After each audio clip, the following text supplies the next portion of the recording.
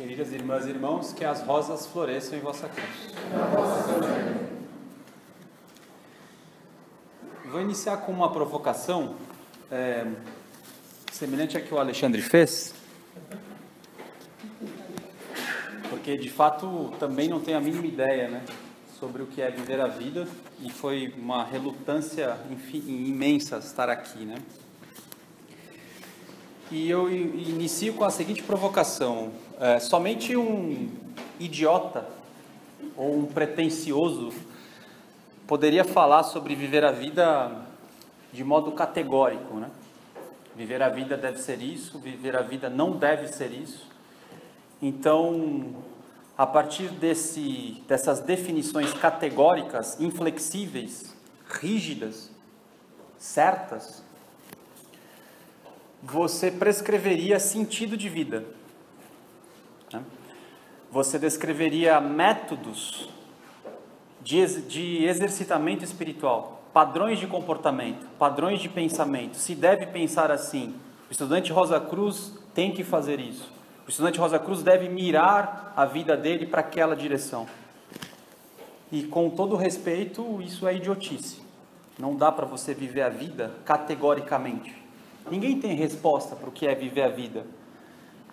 Talvez quem não tenha experimentado a queda, esses talvez pudessem dizer para a gente o que se deve fazer, o que é, qual é o sentido da vida. Mas nós padecemos dessa insuficiência, nós padecemos dessa insignificância, nós padecemos de ser aquele átomo arrogante que Mefistófeles fala sobre o homem. E o pior é que é um átomo arrogante porque ele tem mente. Mefistófeles diz para Deus, né? O homem é um átomo arrogante porque ele tem razão. E com a razão ele acha que pode iluminar todos os mistérios da vida. E aí então começa o drama Fausto, né? Que é uma das obras arquetípicas, talvez a grande obra que Goethe deixou para nós. Então, não tentando ser idiota, eu não vou falar sobre viver a vida de forma categórica. E no processo de aceitar o desafio de estar aqui, vinha uma experiência que eu tive na porta desse templo com um irmão lá de São José dos Campos, conhecido de vocês, que de vez em quando vem aqui falar nos seminários, né? Isso foi uma experiência rápida com ele, uma conversa, e eu fiz uma pergunta para esse irmão, né? O que ele estava achando da Fraternidade Rosa Cruz nos últimos tempos. Afinal de contas, ele é um dos irmãos que esteve muito ativo durante a época conhecida como época áurea da Fraternidade Rosa Cruz, que para alguns, né, que é a década de 60, a década de 70, né? E ele me deu uma resposta inicialmente social, que ele disse que a Fraternidade Rosa Cruz nunca esteve tão bem. E eu assustei, mas aí depois ele disse a resposta que eu estava preparado para ouvir, por incrível que pareça. Ele disse que hoje, todas as certezas que ele tinha enquanto jovem estavam flutuando, estavam como vapor. E ele hoje lá, ou perto ou além dos 70 anos, só tinha dúvidas, só tinha incertezas sobre quais seriam as melhores formas de configuração para que as coisas pudessem se manifestar. E por incrível que pareça, eu estava preparado para ouvir isso, porque se 6 meses antes eu tivesse ouvido essa resposta, eu ia falar: olha, esse irmão ou está fumando alguma coisa, ou está em processo de atrofia cortical, não sei, né? Mas não, ele estava muito mais lúcido e muito mais ciente do que é viver a vida e sensível à insignificância, sensível ao mistério, sem nenhuma ideia ilusória de que com a razão você vai conseguir iluminar os caminhos, estabelecer relações de causa e efeito. Essas coisas nos escapam, essas coisas, elas são o que são. E se você não tiver o objetivo de construir maturidade para se sensibilizar frente a essa insignificância que somos, essa insuficiência crônica que padecemos, você vai operar o que com o seu Mercúrio? Você vai operar o que com o seu mapa astrológico? Fica aí a primeira provocação. Tem mais? Mais?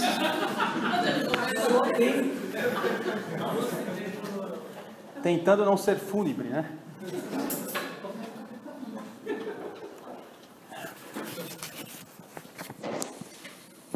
Muito bem, deixa eu só ver se eu estou filmando ali, né? E eu vou falando aqui. Eu, depois dessa introdução, começarei então falando da insuficiência da razão. Afinal de contas, é graças à razão que Mefistófeles nos chama de átomos arrogantes. Então vamos entender por que ele chama a gente de átomo. Eu prefiro a ameba em coma, mas vamos lá. Antes de falar sobre a insuficiência da razão, acho que está invertido aqui. O fio de Ariadne, né, que vai nos conduzir nesse labirinto, será definir a insuficiência da razão, depois dizer o que é a vida. Na verdade, dizer o que é a vida não, perguntar sobre o que é a vida, porque como é que eu posso pensar em viver a vida se eu nem sei o que é a vida? Eu arrisquei e dei sorte, porque nem o Ozzy nem o Alexandre falaram sobre o que é a vida, embora o Alexandre tenha feito alguns questionamentos que poderia chegar nisso, e eu arrisquei e deu certo aqui, né? Ninguém tinha falado. E para finalizar, eu vou fazer uma brincadeira vivencial sobre o que vocês entendem por involução, evolução e epigênese, que é a pedra fundamental da Fraternidade Rosa Cruz. E talvez o viver a vida para o estudante Rosa Cruz seja isso. Talvez não, vamos ver.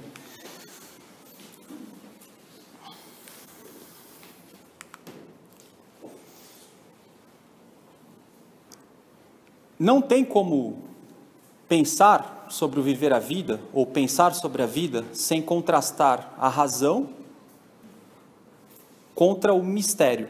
Mistério esse que se revela como muito maior do que nós mesmos e que somos talvez guiados ou insuficientes para dar conta desse grande mistério. Até a década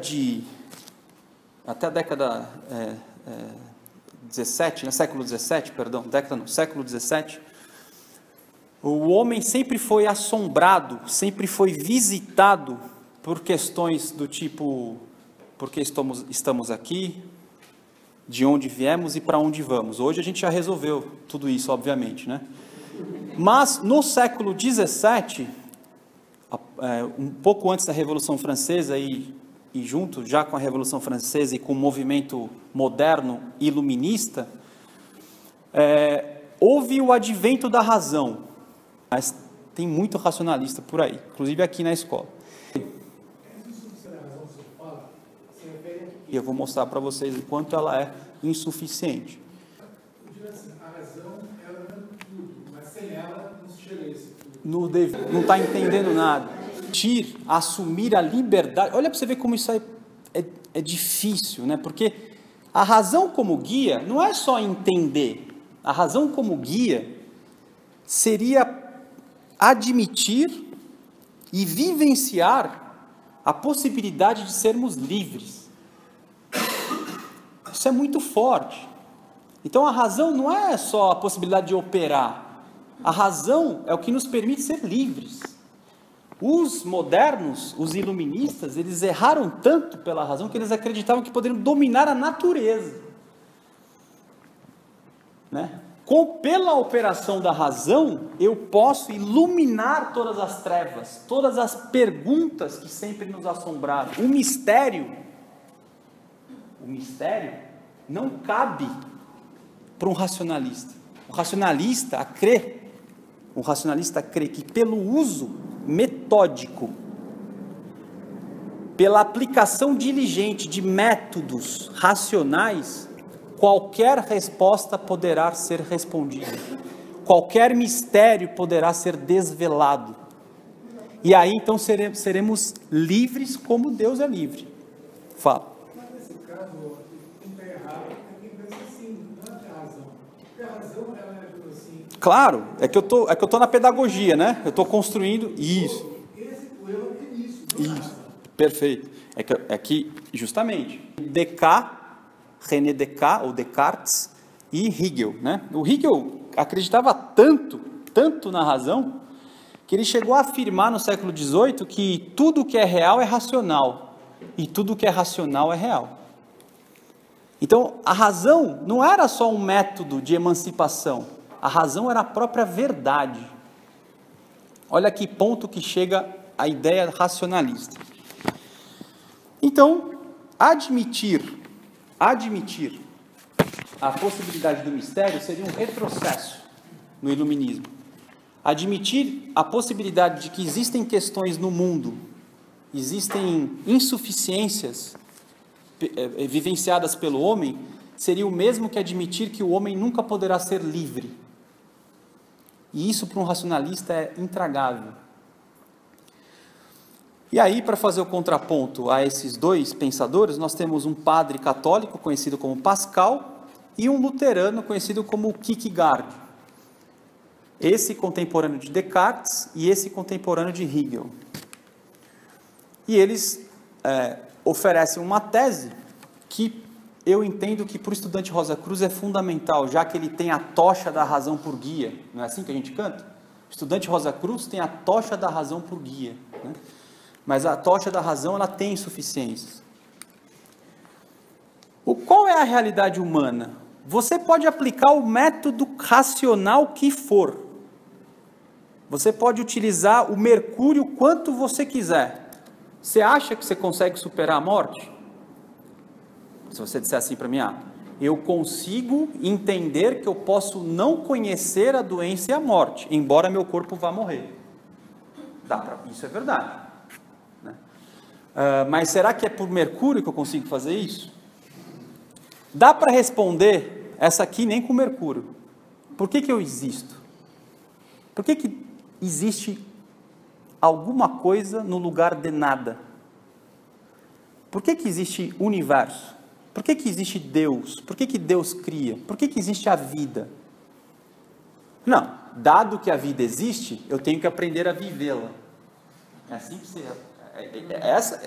Essa é a tirania da palestra de hoje.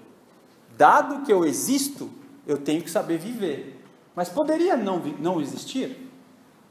Poderia ser diferente? Eu não sei se você vai encontrar essas respostas via razão. Eu não sei se é possível. Dá para dizer sobre o mistério do ser pela razão?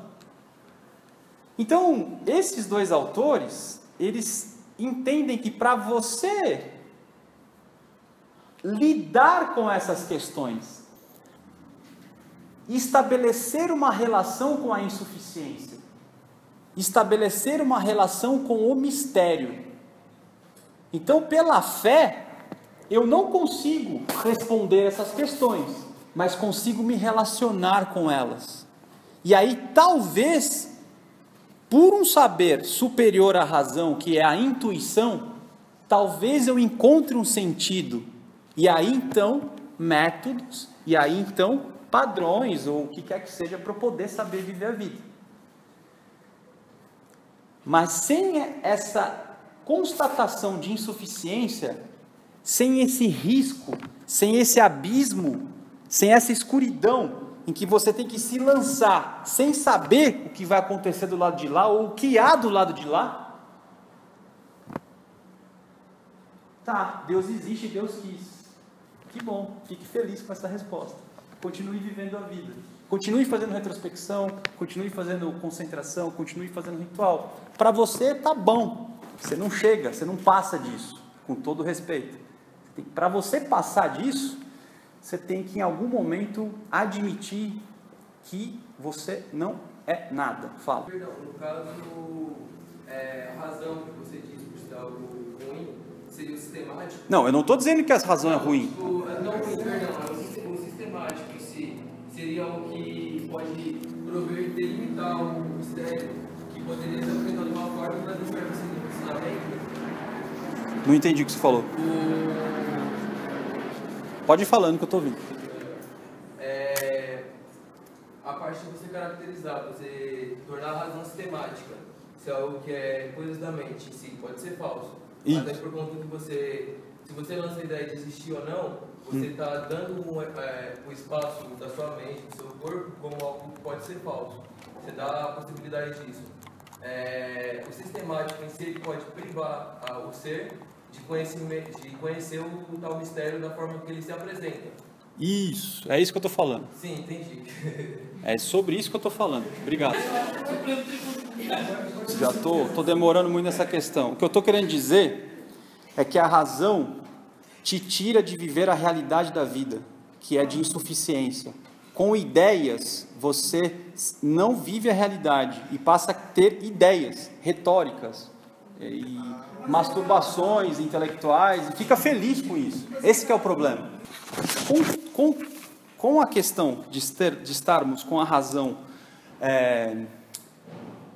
insuficientes, só nos resta então a tornar-nos sensíveis ao absurdo, né? A fé, o que é a fé? É eu conseguir estabelecer uma relação com o mistério. Ela em nada pode nos ajudar a explicar a nossa origem ou tudo o que estiver do outro lado do abismo. A fé é necessária para eu superar a razão, mas ela em si não me dá resposta alguma, ela só me dá coragem de me lançar. A fé é um salto no escuro, Kierkegaard diz, diante do abismo e da indeterminação. O sentimento de indeterminação para a razão é um problema. A razão, ela sempre quer delimitar. A razão, ela sempre quer compreender, porque a natureza dela é essa. A natureza da razão é Mercúrio. O que é Mercúrio? É um metal denso, é um metal denso, porém fluídico. Então ele é amoral. Tudo que se apresenta para Mercúrio, ele vai penetrar porque ele é denso e ao mesmo tempo, por ele ser fluídico, ele vai como a água. Olha que lindo Mercúrio. E nesse processo de se aprofundar, o indeterminado para ele é uma equação não resolvida. Ele não suporta a indeterminação, a razão. Só que o mistério da vida, talvez, é conceber que existem coisas que nós não conseguimos determinar. E temos que nos relacionar com o que é indeterminado. Conseguimos fazer isso? A indeterminação para a pessoa, para a razão não é um indivíduo, mas é uma ferramenta que se usa para alguma coisa. É que você usa mal essa ferramenta, por isso. É isso. Você, eu digo nós. Nós usamos mal essa ferramenta. Entendeu? Espero, é que assim, eu estou construindo um raciocínio para chegar... Pensa assim, eu estou construindo uma dissonância, um acorde, eu estou jogando uma sétima, uma quarta, aí daqui a pouco eu vou dar a nota final que vocês vão, gostoso, entendeu? Espera um pouco. Eu estou construindo harmonia, né?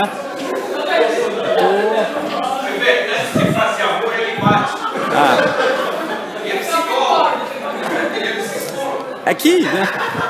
Ser religioso, imagine Wagner compondo uma dissonância, e você, Wagner, dá logo a nota fundamental, não, deixa o cara tocar, deixa o cara tocar. Ser religioso não envolve conhecer mais. O religioso, o homem de fé, não sabe mais. Ele só consegue se colocar diante do absurdo. Ele não sabe mais. Ele só tem culhão. Só isso.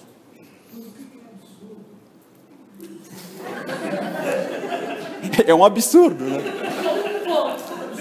Eu vou explicar o absurdo. Abraão foi convidado por Deus a assassinar o próprio filho Isaque. Isso não é um absurdo? Olha para você ver como... Então, será que é? Isso é razão falando? Será? Olha só como eu sou suficiente. Usando razão. Uma pessoa usando razão. Mas vamos lá. Abraão não é alguém que compreendeu a vontade de Deus, segundo Kierkegaard. Abraão aceitou que ele podia compreender e se colocar diante do absurdo.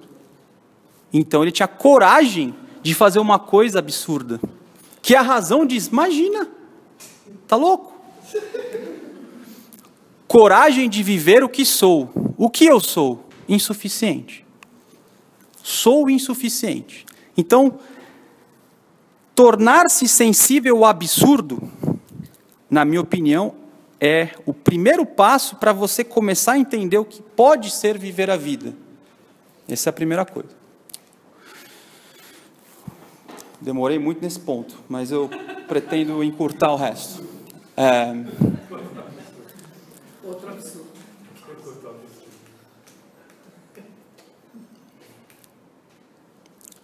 Agora, a pergunta fundamental, e que agora talvez teremos sono, aí pode pegar um café se quiser, porque é bastante abstrato. Eu vou recorrer a um filósofo chamado Martin Heidegger para falar sobre o que é a vida.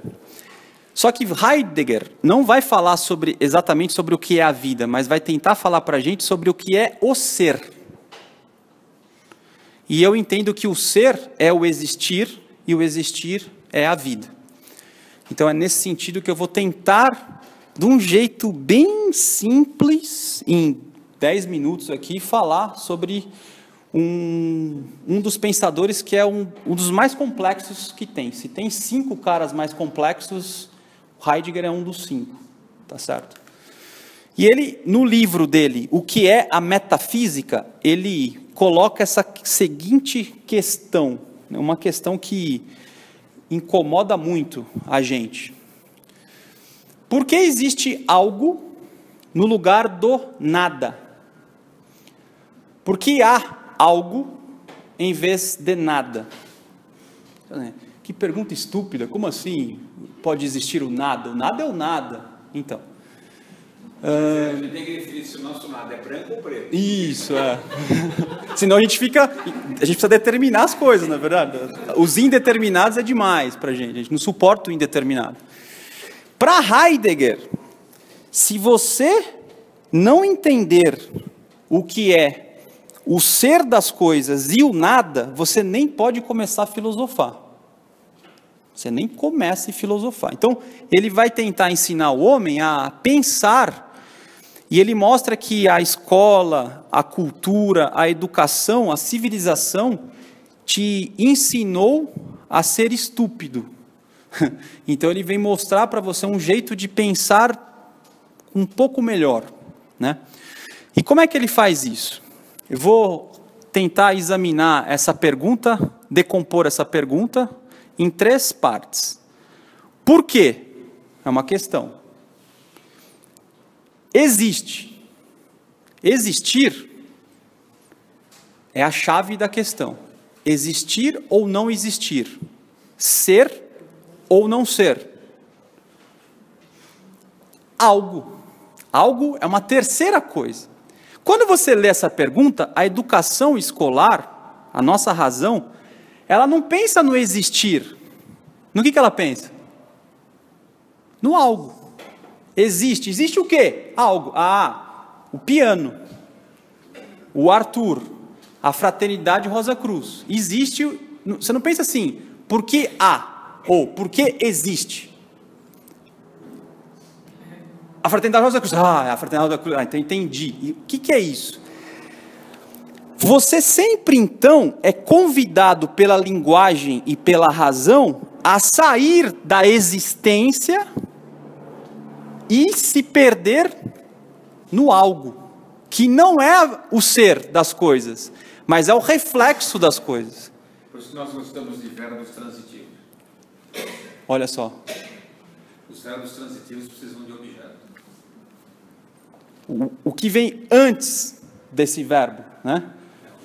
Depois desse verbo. Aí você não consegue, é indeterminado. Quando ele é transitivo, ele exige objeto. Né? Isso.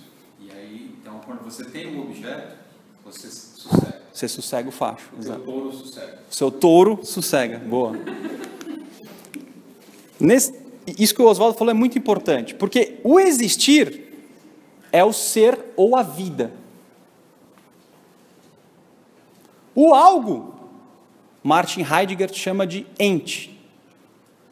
O que é o ente? O ente é aquele que porta o ser. mas não é o ser.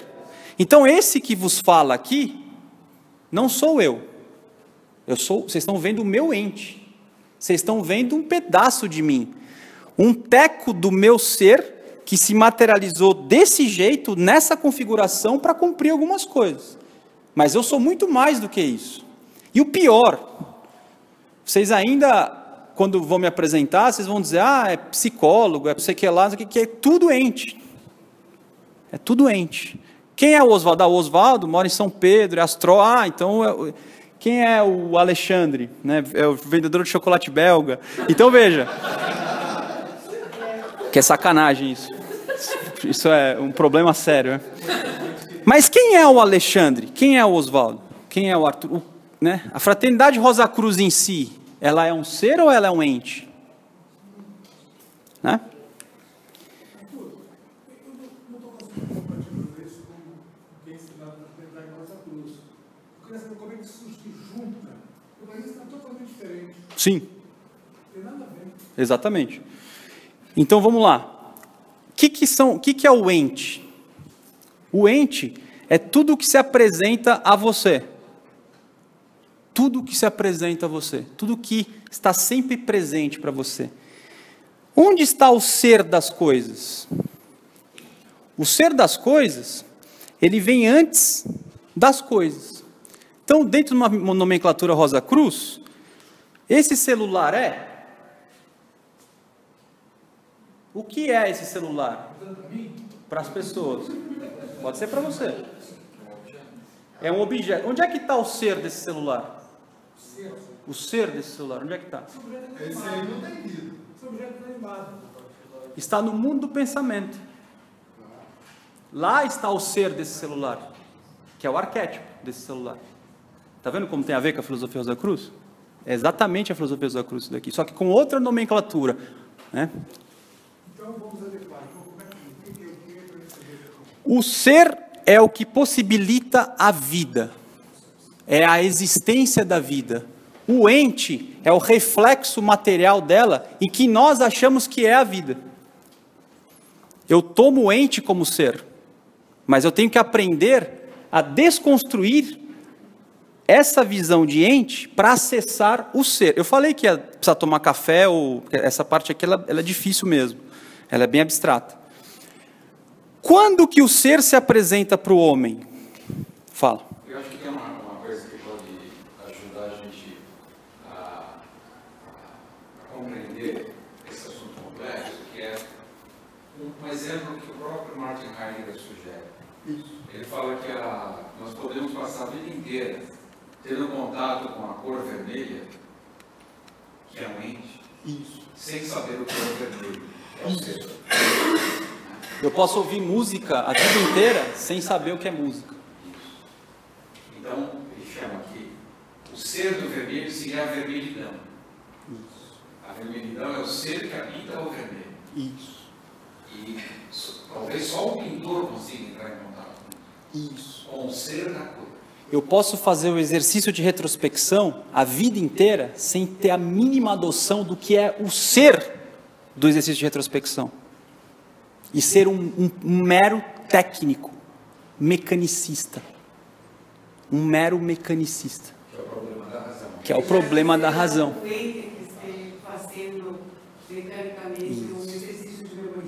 E aí se você não fizer. Aí se você não, você está errando. Fala. O que eu estou dizendo? Isso. E nós não somos mais educados a ver o ser. Nós perdemos, hoje, a nossa geração, e não sei se é a nossa geração, isso vem de muitos anos, nós não estabelecemos relação com o ser, nós estabelecemos relações com os entes. Jamais, talvez a principal, mas nunca a única, jamais. Martin Heidegger, inclusive, sugere outras, dentre elas o tédio e a angústia.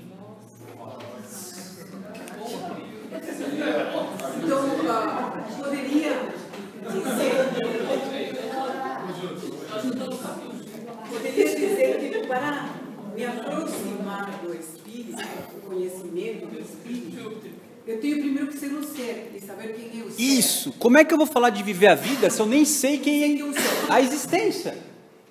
Você reproduz coisas que você se apropria. É a história da astrologia. Eu posso pegar a astrologia, saber levantar tema, fazer cálculo, mas eu estou no mecânico. Mas eu não entrei em relação com o ser que é a astrologia. Pode ser até uma defesa para você não entrar.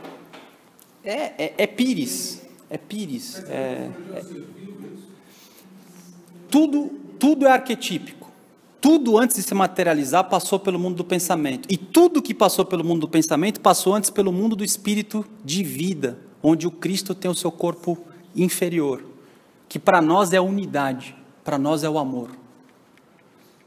É lá que você tem que jogar sua consciência para entender o ser. Para nós, a razão é difícil. É o que eu estou tentando falar.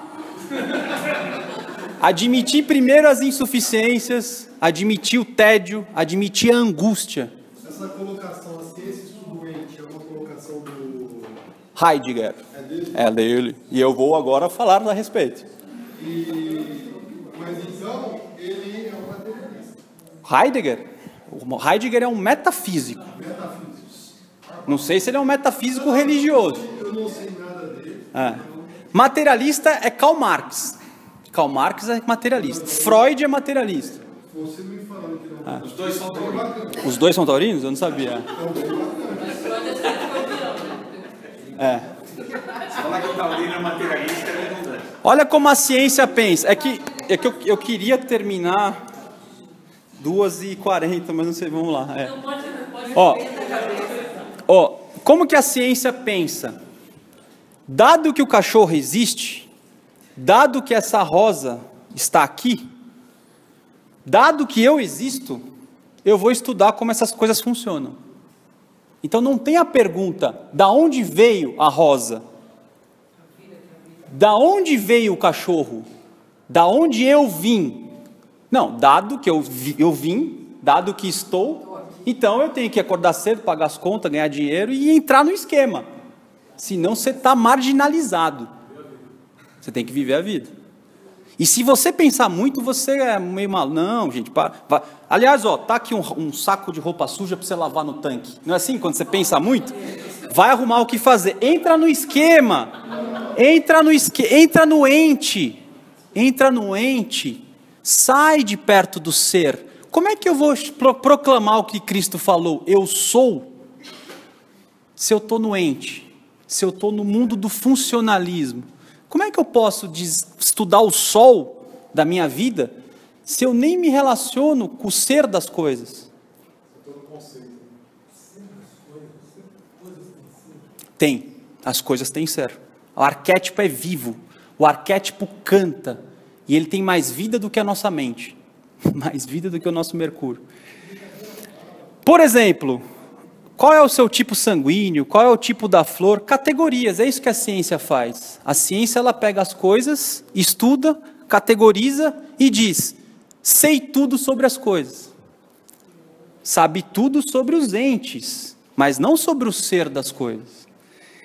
Isso não responde sobre o ser. O cientista não sabe responder a essa pergunta, porque existe algo em vez de nada. As pessoas não pensam sobre isso, as pessoas vivem. Você é ensinado a funcionar no capitalismo, a se formar, a trabalhar e vencer na vida. Você quase falou errado, o capitalista. O capitalista. Quase pelo cerco. Como é que nós somos educados? Não sei por que existe, só sei que funciona assim e pronto. É o caso das doenças, por exemplo, né? Então, eu vou falar sobre isso daqui a pouco. Esse é o mundo doente. Porque vocês vão ficar chocados do que eu vou falar sobre... Mas é importante. Eu pensei nisso. É o mundo doente. Eu pensei nessa junção. Agora, a física e a ciência não falam sobre o ser. Quem fala sobre o ser?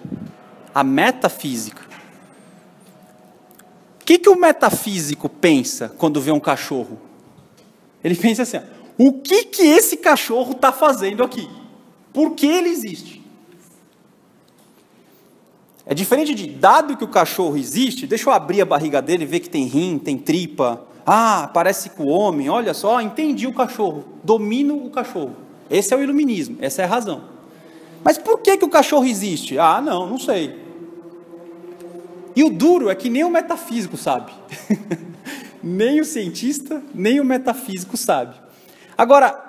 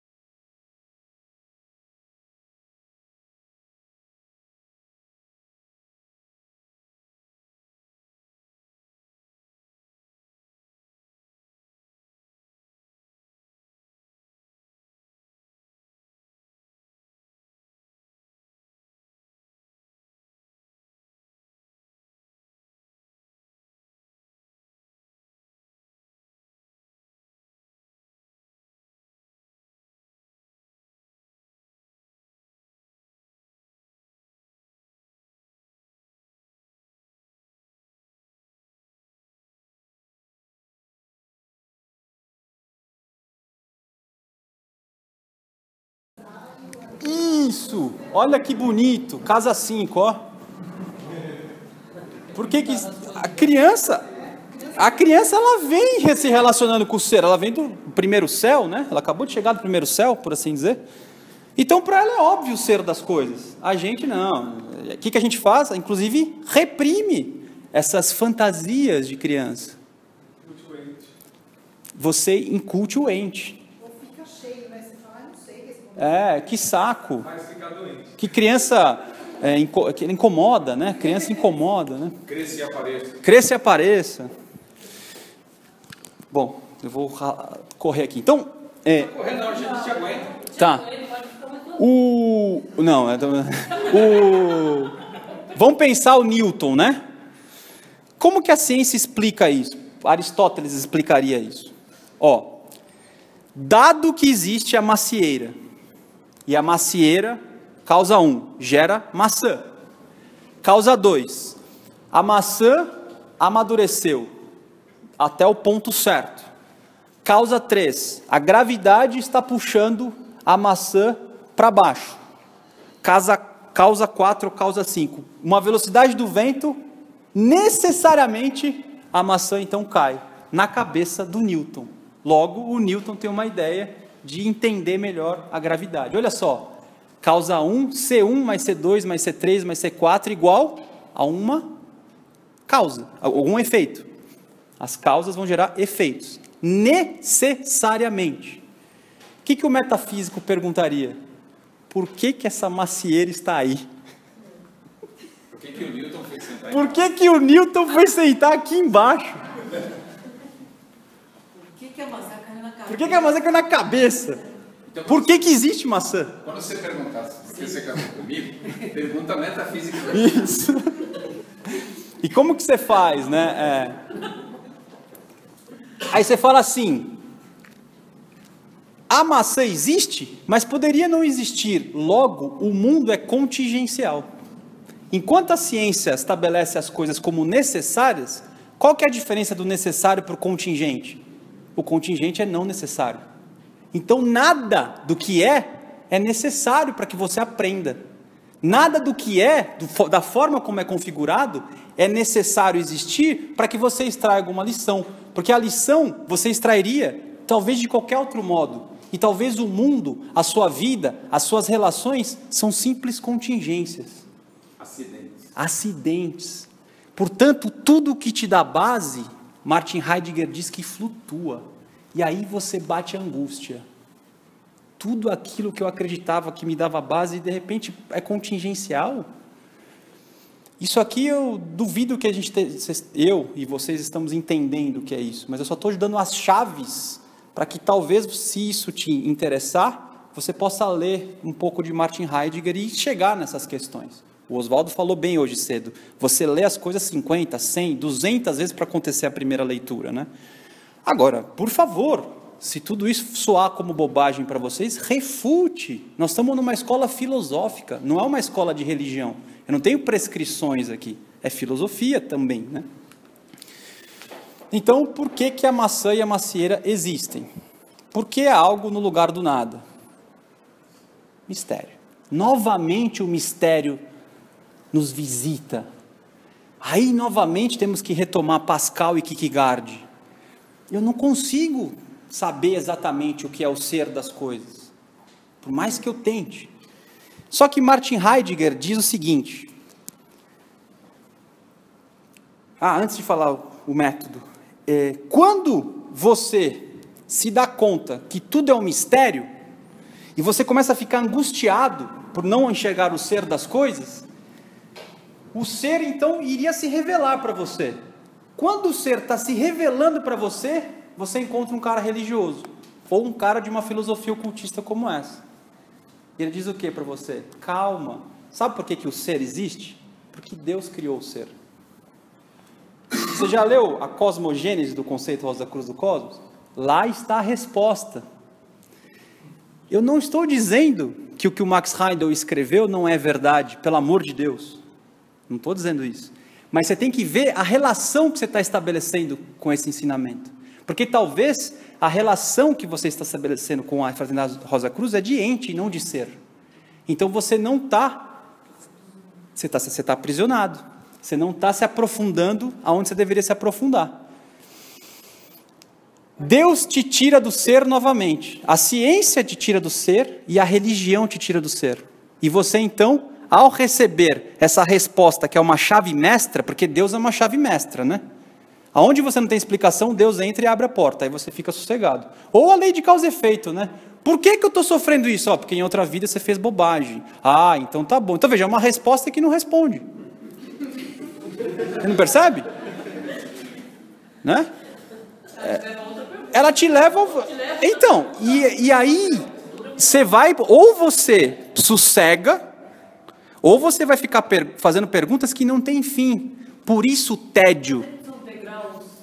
Você vai construindo, porque você não está maduro ainda para acessar aquele nível de realidade? Talvez isso seja uma calmaria para você não chegar no ser. Para o Martin Heidegger, você vai perguntar,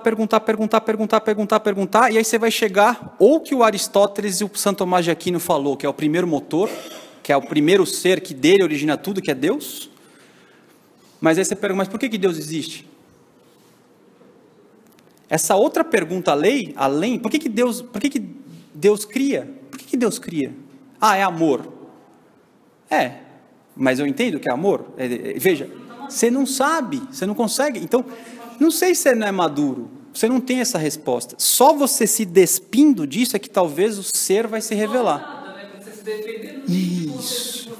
Por isso que o candidato à iniciação maçônico, ele está pobre, nu e cego, porque ele está despido dessas roupas, dessas roupagens.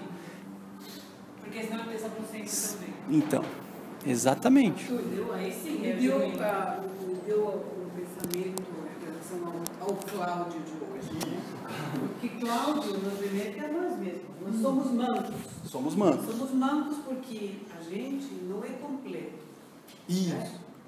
Falta em nós o outro polo do nosso do nosso ser. Isso. Então, não compreendemos o que é o ser justamente por isso. Porque somos mancos. A primeira instância evolutiva talvez seja esse encontro com o outro polo nosso, para poder primeiro ser. Isso. E em sendo, Aí a gente pode começar a perguntar-se algumas coisas. Isso. E mesmo assim, um mistério tão grande que a gente teria que, como ser, ajoelhar-se perante ele e aí começar a caminhada na direção do Espírito. do que pode ser. Do que pode ser. Do que pode ser o ser. Um pouco do mito da caverna, né? Exatamente isso. Lindo. Quando você está na caverna, você está vendo reflexos. E aquilo para mim pode bastar. Pode. É só eu acreditar que eu tenho que trabalhar, pagar a conta e isso é o certo. Envelhecer. É bonita, né? Principalmente se a imagem é bonita. Aí a Vênus pode te assombrar ou te Sempre vai embriagar. Aquele cara que é o cara que vai mais além, que vai querer saber o que tem lá fora. E esse cara pode voltar e influenciar. Sim. Só queria matar isso. Explica para nós o mito da caverna, em pequenas palavras. O mito da caverna são pessoas dentro de uma caverna, ou seja, enclausurado, amarrados, e atrás deles tem uma fogueira, bem atrás deles. E eles não conseguem, por eles estarem amarrados, presos, aprisionados, eles não conseguem ver o que tem para fora da caverna. Eles estão presos na caverna, olhando para a parede da caverna. Olha só a limitação de consciência, de percepção. Mas eles enxergam umas luzes assim. E a fogueira lá atrás, que é a luz da fogueira projetando ali. Mas eventualmente alguém passa entre eles e a fogueira. Então eles olham uns borrões, que é a primeira ideia de projeção de cinema. Vem daí, sabia? Segundo o tio Jacques, vem daí a ideia de cinema. E aí eles olhando aqueles borrões, eles acham que aqueles borrões são a verdade. Só que aí alguém dentro da caverna fala assim, pô, isso deve ser uma ilusão, isso deve ser um reflexo. Alguém tem por intuição, e aí ele consegue se soltar, vai lá para fora e descobre a verdade, o ser das coisas, talvez. Só que aí quando ele volta para contar, o pessoal que está amarrado o mata, porque quem está lá dentro gosta de estar lá dentro. É uma ameaça para ele. Lógico. Né? Então é importante, né? Só um detalhe, Arthur. Os outros não querem desamarrar. Os outros não querem. Porque não tem motivação para isso. O Matrix, eles falam isso, né? Quando o Neo está fora da Matrix, né? Olha, não tente convencer alguém para sair da Matrix, porque eles vão defender o sistema. E eu tenho a ilusão, quando eu estou amarrado lá, eu tenho a ilusão que eu controlo a minha vida. Porque é cômodo. Porque é cômodo. Aquilo me causa É seguro. É lua. É lua. É o meu útero, né? E aí, quando você percebe que poderia não ser, que o nada poderia ser, tudo isso que te dá segurança se dissolve no ar. Aí é angústia. Aí você tem angústia. Ou cotoio. Aí se você não se suicidar, Já então, talvez você encontre o ser. E o cara que voltou é um cara solidário. Porque... E solitário. Afinal de contas, ele estava lá fora. Guimarães Rosa. Tudo, aliás, é a ponta de um mistério, inclusive os fatos, ou a ausência dos fatos. Duvida? Quando nada acontece, olha só, quando nada acontece, há um milagre que não estamos vendo. Isso é importante. Isso é importante. Então agora, Martin Heidegger diz que tanto Deus, as escolas e a ciência te tira do ser e te joga para o ente. E aí ele vai dar 3 fórmulas existenciais. Carne, sentido. Não é retórica. Eu posso elocubrar. Eu tenho que ter coragem de, além de locubrar, me lançar a esse escuro. E aí ele vai dar 3 formas. A primeira é o tédio, a segunda é a alegria e a dor, que não está aqui. Aí cai arte e doença. E, por fim, a angústia que eu já falei. Eu já vou caminhar para o final. Quando eu sinto tédio? Eu sinto tédio quando eu concluo isso daqui, ó. que no mundo existe uma cadeia utilitária. Vou exemplificar. Para que serve a bolsa? Tem uma bolsa aqui. Para que serve a bolsa? Ela é útil para quê? Para carregar livro. No caso da mulher, para guardar o cartão de crédito. Isso, para guardar cartão de crédito. Para que serve o livro? Porque o livro fornece repertório. Para que serve o repertório? O repertório te ajuda a pensar. Para que serve pensar? Pensar me ajuda a decidir. Para que serve decidir? Me ajuda a viver. Para que serve viver? Para evoluir. Por que eu evoluo? Porque Deus me fez. Por que Deus me fez? E aí, quando você chega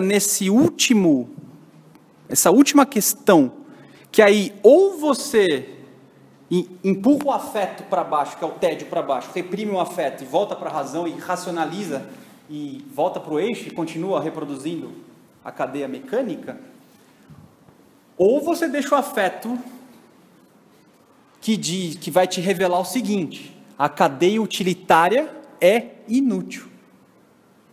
Não tem utilidade alguma a cadeia utilitária. Pelo contrário, enquanto tudo está funcionando como deve funcionar, tudo é transparente. Tudo está certo. Por isso que o Heidegger diz que um relógio bom é um relógio quebrado. Por quê? Porque quando o relógio está marcando as horas, você nem viu que o relógio existe. Você olha para ver a utilidade do relógio que é te dar a hora. Mas quando o relógio quebra a cadeia, você olha, mas por que a hora não está funcionando? Nessa que você pergunta por que a hora não é, o ser do relógio se apresenta para você. Você sai doente e o ser do relógio se apresenta. Só que o que você faz? Porcaria, vou levar no relojoeiro, sei lá como é que faz. Você volta para o ente. Então o relógio bom é o relógio quebrado, porque ele vai te obrigar a sair da cadeia. E se eu questionar a cadeia, eu vou ter tédio. E se eu tiver tédio, eu vou parar de funcionar e talvez fazer as perguntas que devem ser feitas. Por que essa coisa funciona desse jeito? Quer falar alguém? Eu só queria... Você falou do dissolve no ar, é uma frase do próprio Marx, que tudo que é sólido dissolve no ar. Do Marx. Ele falou. Então você questiona tudo isso e prestes a sentir tédio, aparece um salvador. Isso aqui era quando você não tem mais, questiona o utilitarismo, aparece Deus. Não foi Deus que quis, foi a lei de causa e efeito, foi a outra vida que você fez bobagem, é o karma. Aí você se acalma, né? Outras duas possibilidades do ser se revelar. O que o médico fala para você sobre a saúde do órgão? Um órgão bom é um órgão transparente. O que é um órgão transparente? É aquele que você nem sabe que existe, porque ele está funcionando. Agora, enquanto o órgão funciona bem, você não está em contato com o seu ser. Por isso a importância da doença.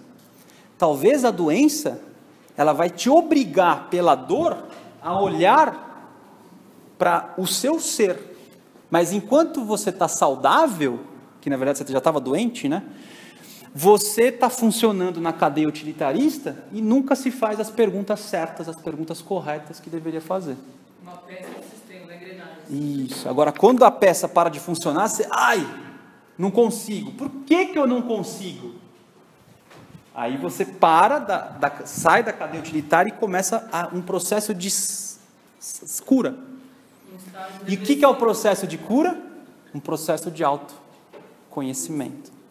Então, depressivo, às vezes, pode dar uma lucidez tremenda. Toda dor é o fogo invisível que é o Pai tentando te acordar. Por isso que a doença é um caminho.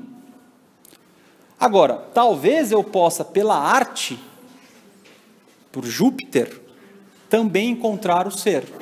Eu vou dar um exemplo simples sobre o que é o ser se revelar para vocês. Seja uma pessoa muito próxima, presente, que você ama muito, ame muito. Ou seja, uma pessoa que faz muitos anos que você não vê, que você também ame muito. Você está lá distraído com a vida, fazendo as coisas, de repente você olha e essa pessoa, ela aparece no seu campo visual. Vocês já devem ter tido essa experiência. Quando você ama essa pessoa e quer estar perto dela, a primeira coisa que você sente não é cognoscível, não é mental, é o encontro. Essa pessoa existe, só que não é com linguagem. E você então sorri. É o que a criança faz, né? Quando vê às vezes a mãe. Sabe aquela pessoa que você vê que você sorri? Nossa, o ser apareceu. Só que o que você faz? Tudo bem?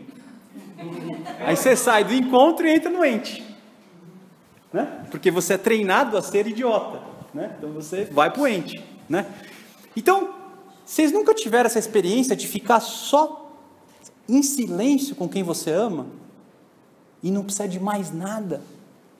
Vocês nunca tiveram essa experiência? Se você pudesse dizer alguma coisa, seria: obrigado por existir. A arte é isso também, né? Quando você tem uma revelação artística, por que a arte não admite parcialidade? A arte é uma experiência integral do ser. A arte te convida para entrar num mundo que você ou é arrebatado de corpo e alma ou você não é. Se você fica, não, mas na verdade as pinceladas do autor, você está no ente.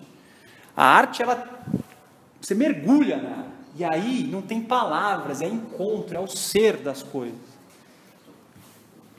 Posso fazer uma observação? Vai. Você falou, obrigado por existir. Isso. Eu talvez prefira colocar, talvez, obrigado porque você é. Eu sentiria a mesma coisa se você não estivesse aqui, ou seja, se você não existisse. Melhor ainda, porque pode não ser. Perfeito. Obrigado. É isso aí. É contingencial o fato, né? O que importa é o existir ou não existir. Fala. Eu ia falar que esse processo de racionalização, ele meio que quebra o vínculo que a pessoa tem com o ser. Não quebra o vínculo. Não há vínculo. Não há vínculo. Não estabelece vínculo nenhum. Beleza. E no caso, pelo que eu pude entender, a intuição, ela é a única capaz de levar a um outro mundo que ainda não foi racionalizado e talvez possa ser que nem seja racionalizado. É um mundo onde você permanecendo em silêncio, você vai e começa a mergulhar nos fatos. Eu acho que a intuição vem só depois disso. A gente nem está no nível da intuição ainda. Por isso que não dá em uma hora. Isso aqui tinha que fazer um curso de 2 anos, acho, semanal, né? Eu acho que a gente nem chegou na intuição ainda. A gente ainda está tendo os primeiros contatos com o que pode ser o ser, né? Mas no caso, a intuição é a única que pode te mover para uma outra esfera que você ainda não tem conhecimento, né? Eu acho que a intuição só vai aparecer quando você souber ser, ou quando você entender quando você se encontrar com o ser. Até lá não tem intuição. Então eu acho que pode ser que eu esteja errado, ainda estou amadurecendo tudo isso. Eu entendo que a intuição, hoje eu entendo que ela vem depois só. Sim, mas no caso ela é a única capaz que te move? Não, primeiro eu acho que é a fé mesmo. Primeiro é topar esse absurdo, topar desconstruir. Aí o signo de Escorpião é importante. Dissolver tudo isso. O bom é que vai acontecer. Não sei. Pode não acontecer. Pode não acontecer. Pode não acontecer. Por isso o Santo Agostinho fala, busca a instrução. Aí Mercúrio é importante.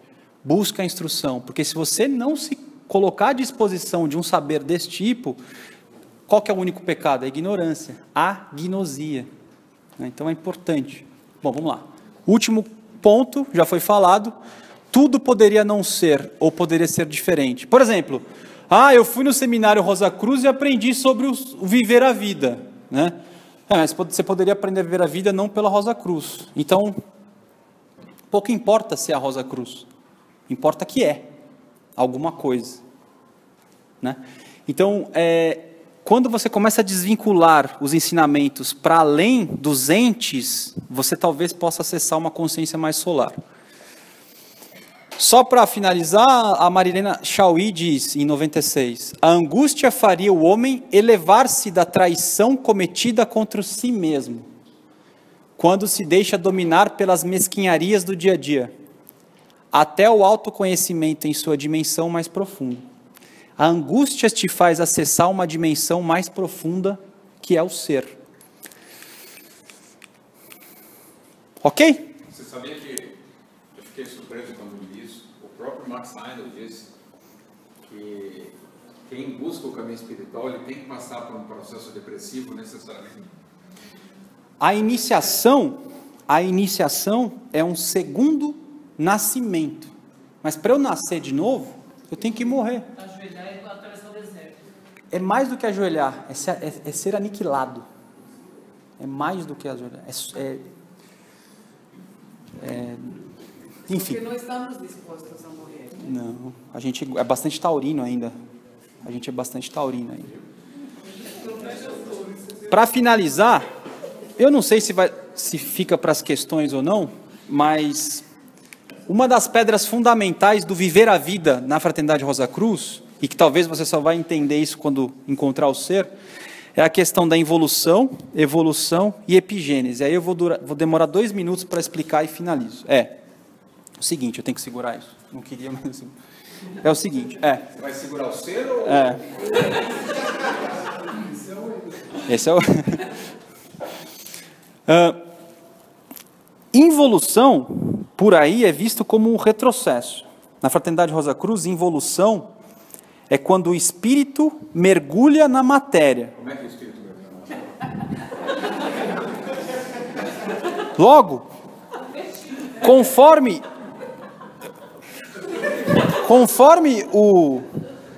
o espírito vai mergulhando na matéria, o que acontece com a matéria? O espírito evolui. Para a matéria receber o espírito, a matéria tem que passar por transformações que são adaptações. Se a matéria não se modificar, não se adaptar, não tem como o espírito habitar na matéria.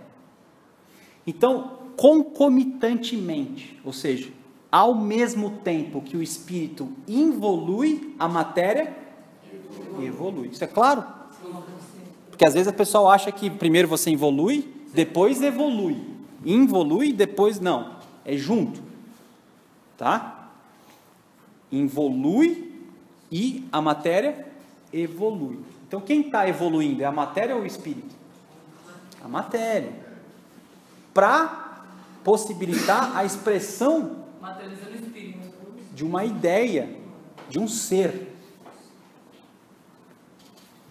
que a gente não vê. Beleza.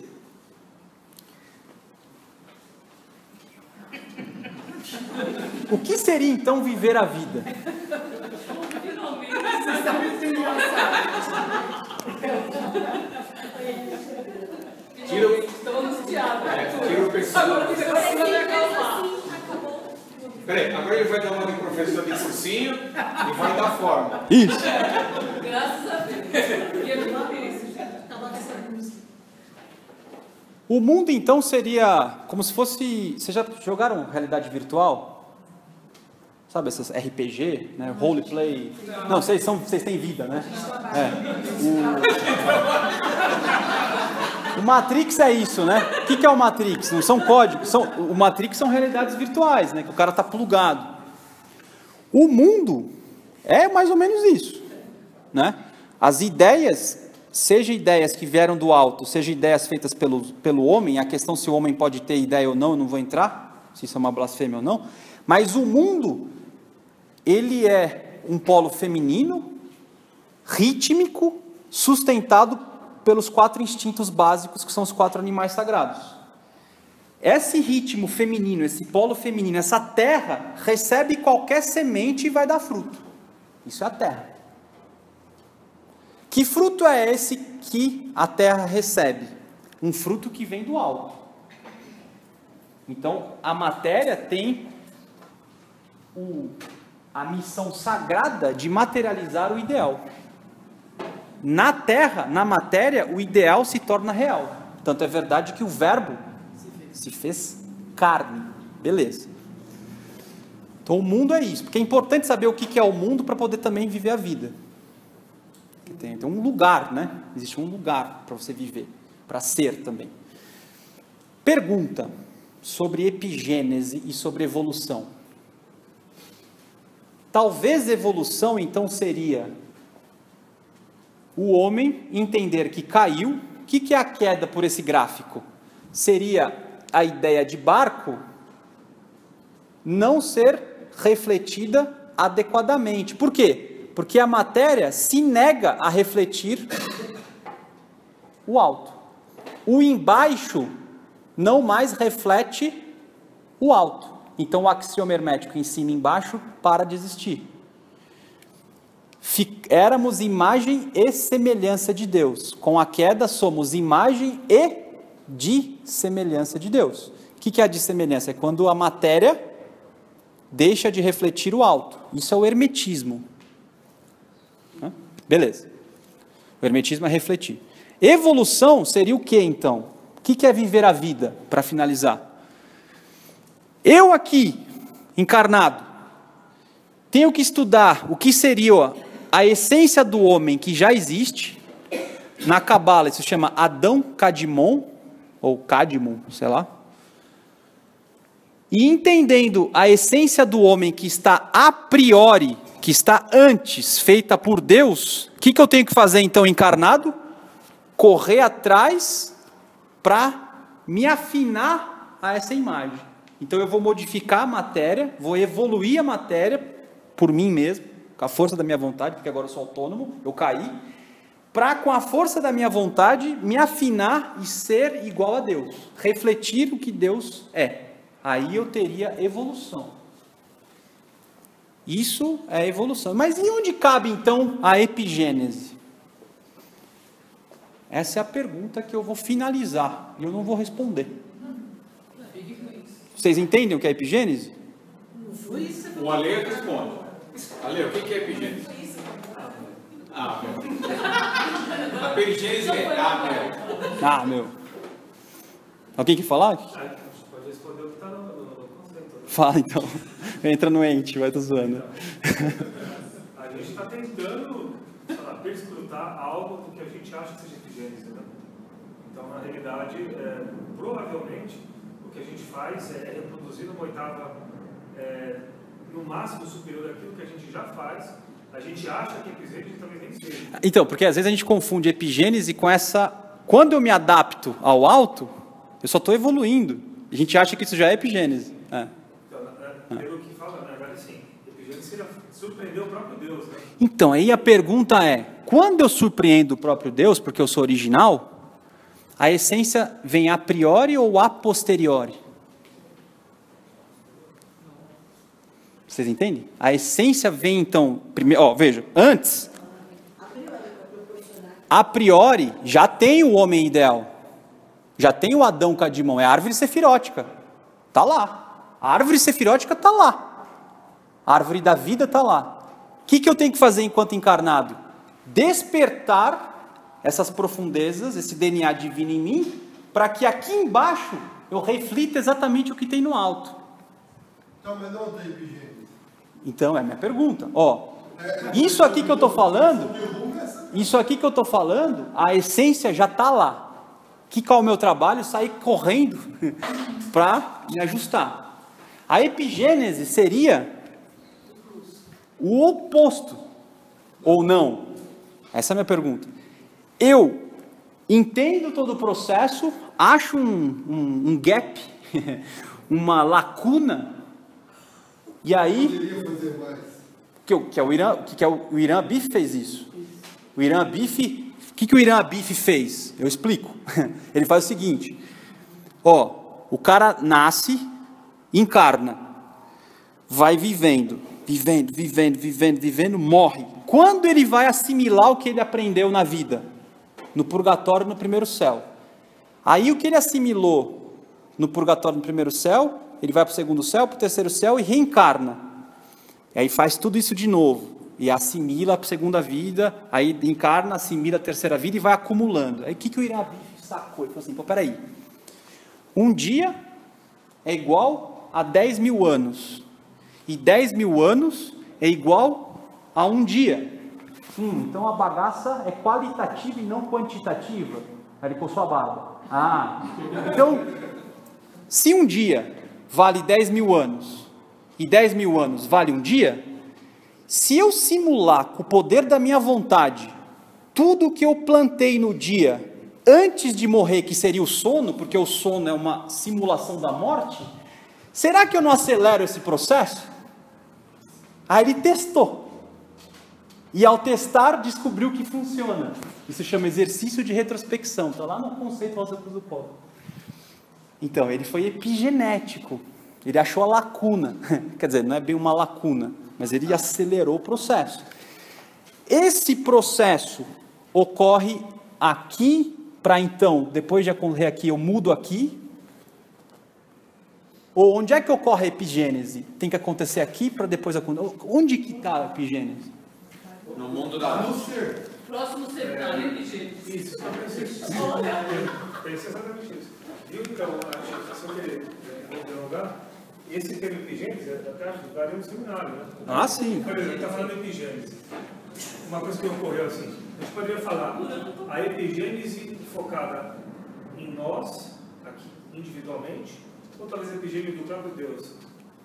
Exemplo. Não, vamos ficar na gente aqui, né? Talvez nós. Porque se a gente leu a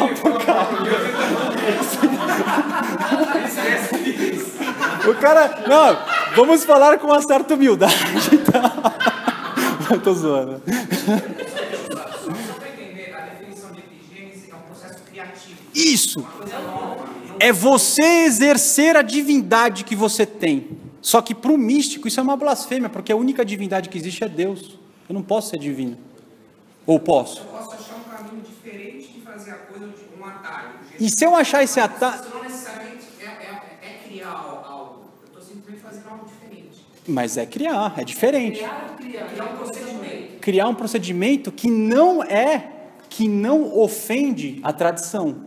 Porque quando eu crio um procedimento que sai da tradição, aí eu peco. Nesse caso, como não? Em uma vida... Na parte do lado doente, eu não altero nada.